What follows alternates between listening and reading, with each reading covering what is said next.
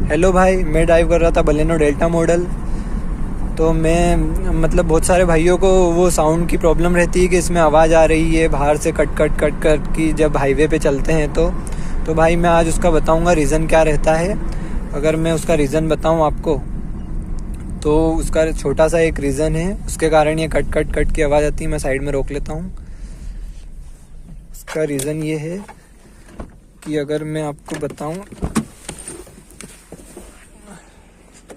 तो उसका रीज़न रहता है कि यहाँ जब टायर के अंदर ये चूरी वगैरह या गिट्टी वगैरह फंस जाती है तो वो कट कट कट की आवाज़ बनाती है जब रोड पे टकराते हैं इसकी, क्योंकि ग्रिप बहुत ज़्यादा मोटी है, इस कारण आवाज़ करती है बलेनो डेल्टा मॉडल कुछ इस प्रकार से।